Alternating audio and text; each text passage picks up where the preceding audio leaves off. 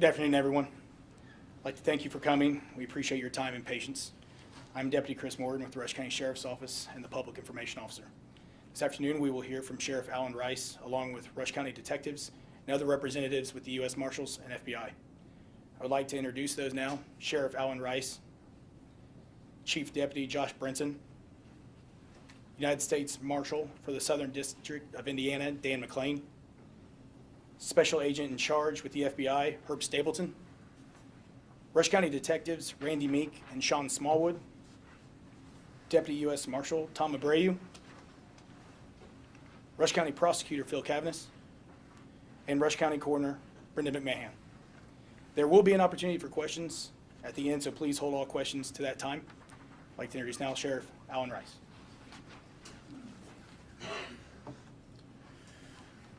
Good afternoon. I'm Rush County Sheriff Alan Rice, and I want to thank everyone for being here today to help disseminate information on the case that has been followed by many across our community and state. Yesterday, my department, along with partners from the Rushville Police Department, FBI, U.S. Marshal Service, and others, conducted a significant investigation in the search of missing teen Valerie Tindall, who was reported missing June 8th in Arlington. We have been working tirelessly on this case since its inception, executing more than 50 search warrants and expanding countless man-hours in the effort of locating Valerie. Regretfully, during our search yesterday, we discovered human remains buried on a property in Arlington. This property belonged to Patrick Scott, who was identified earlier in the case as a person of interest. The remains have yet to be positively identified by the coroner, who will establish a cause and manner of death. Following the discovery of the body, Patrick Scott was arrested for murder and booked into the Rush County Jail. This is not the outcome we had all hoped for, but I want to stress to the public that this case is far from over. There is still much work to be done, and our focus will now shift to successful prosecution of anyone who may be involved.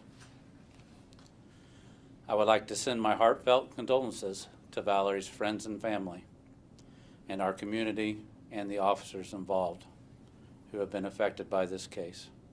Justice will be sought for Valerie. I've been asked many times throughout the course of this investigation, why is it taking so long? The amount of time required to bring this case closer to closure is not a reflection of the effort of my officers and others have put forth. This case has been a daily effort for investigators since June.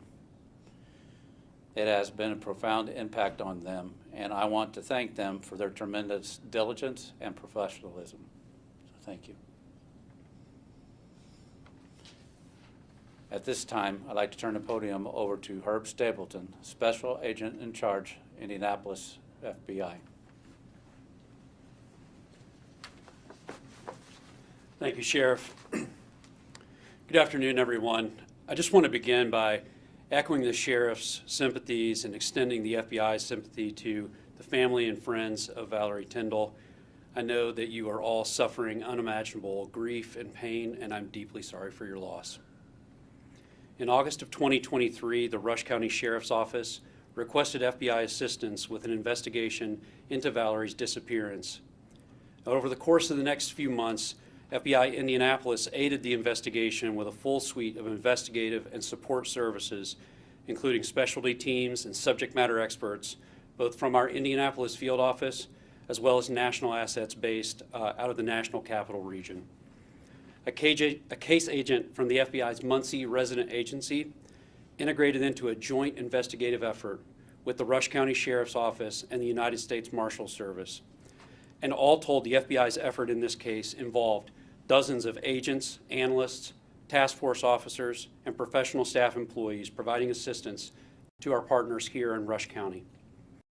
FBI assistance in this particular case included analysis of evidence previously collected by Rush County Sheriff's Office investigators, phone record, and cell site analysis by the FBI's Cellular Analysis Survey Team, collaboration on interview and investigative strategies, and during yesterday's search, a full deployment of our evidence response team with support from the FBI laboratory for the search of the property, along with facilitation of K-9 support and an aerial site survey of the potential search location.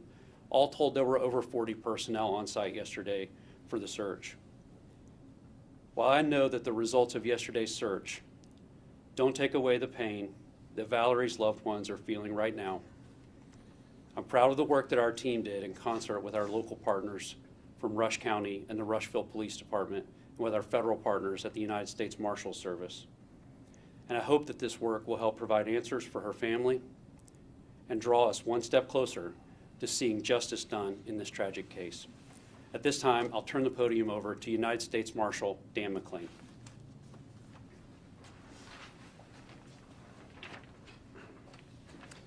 Good afternoon. One of the U.S. Marshal's primary responsibilities is finding federal fugitives, and we're very good at it. Over the years, we've been utilizing our experience in fugitive investigations and applying it to missing children. We've had considerable success doing this, and we offer assistance to many agencies with missing children cases. For this case, we were able to develop and follow leads pertinent to Valerie's movements the day of her disappearance, as well as the activity of the suspect. I want to thank my investigators who have been involved in the case since July. It's been a great example of the partnership the United States Marshals share with our state, local, and federal partners. Thank you.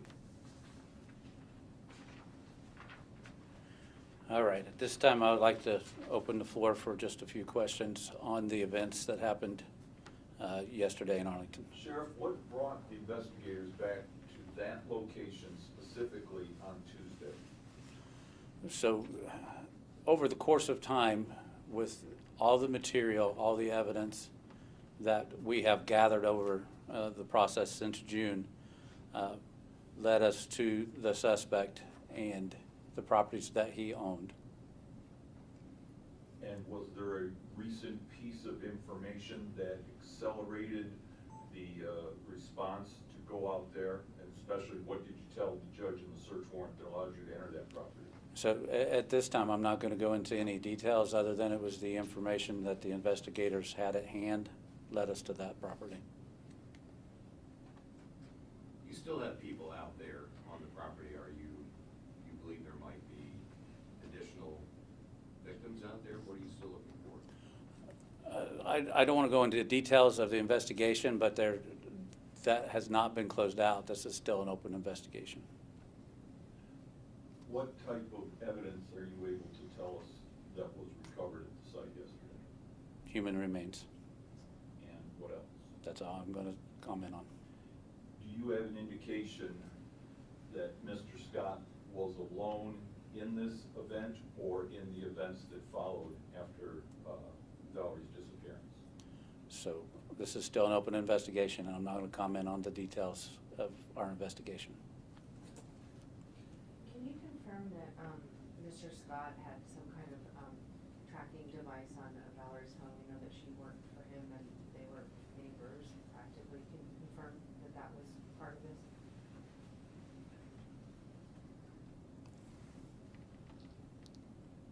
I'm not going to comment on that at this time. Was Mr. Rice present during the search yesterday? Who? Sorry, you're Mr. Rice. I am. Well, So I was, yes. Okay, no, Mr. Scott, was Mr. Scott present during the search yesterday? For the beginning process of it, he was interviewed, and then they were not on site. Sheriff, are you concerned that there could be more people, more victims there, alleged victims there in other cases? Are there other missing people that you're potentially? I don't have any evidence that will lead me to believe that this involves anybody else. I saw his truck being pulled away yesterday. I'm assuming that's the same truck you did a search warrant on last summer, returned to him, and then took it again yesterday? So we did do a search on that vehicle before. We did a different style of search yesterday, which we had a search warrant for, and it was taken to the FBI headquarters for final analysis Patrick Scott, is he in your jail right now? Correct. Has he been placed in some kind of solitary confinement or? Not going to go into the details. He is here at the jail thing. What can you tell us about any statements he gave to you either before or after his arrest? I did not speak with him. Did any of your investigators speak with him, and what did they tell you he said to them?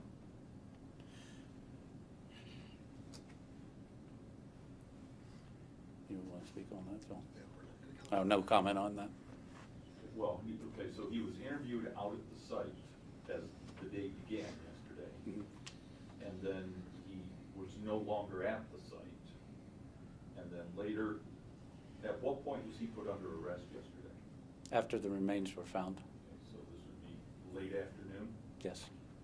Okay, so was he no longer at the site? No, So he was No. gone from the site by that point? correct. Was he in your custody, gone from the site, or did he, drive over to a friend's or relative's So at the house? time of the search, we had no availability or reason to hold him. So he was free to roam as a normal person would. At the time that we had a reason to get him for an arrest, we went out and arrested him. Okay, and then you didn't have any trouble, once late afternoon came up, you found the remains, you didn't have any trouble then discovering where he was, taking him into custody? No, Was there any weapons with him? no, Did you find any weapons in his house or in his truck? there would be no comment on that. Sheriff, did you search the lake on his property was searched early in the summer, right? There's not a lake on his property. Or a pond, rather, excuse me. There's not a pond either. It was on a separate property. On a separate. And so if the remains have not been yet definitively, positively identified, what makes you believe that this is Ms. Tindall? Pardon? Can you finish? I couldn't hear you at the end. I'm wondering, I know that you said that we're waiting on positive identification from the coroner of the human remains, so, and yet we are still here talking about and giving sympathies to Ms. Tindall's family. What makes you believe that this is in fact her? I can't really comment on that. We'll wait until it actually has been verified. As you recall, I said human remains. I didn't say that it was Valerie, but But yet you're offering sympathy to her family. so absolutely. where I'm trying to, I don't want to make the leap in my head, but I guess, no one wants to Yeah. assume in the wrong No, thing. no law enforcement agency could say until they have the coroner's confirmation. Hey, you're not connecting the dots, but you're kind of putting the dots out there. Mhm. Yeah, I can't connect the dots for you until the coroner gives her report. What was the significance of the misdemeanor charges he faces? What your detectives learned from him or about his story? What was the significance of that as it folds into this bigger investigation to which he's now charged with murder? I'm sorry, could you repeat the question? Okay. Last summer, your detectives talked to him, and the impression I got is his story and his details kept changing. What role did those interviews and that misdemeanor charge then play into the bigger picture, which eventually led you back there to eventually charge him with murder? But placed him obviously as a person of interest. And how did it do that? I'm not going to go into any more details other than that. This concludes our presentation. I appreciate you guys coming, your time and your patience. There will be a press release immediately issued. I have hard copies, and I'll be also able to email that to you. Thank you for your time. Do we have an indication when he goes to court for an initial hearing? We have no more comments, sir. Thank you. Is there a probable cause prosecutor, available? who's the prosecutor? Okay.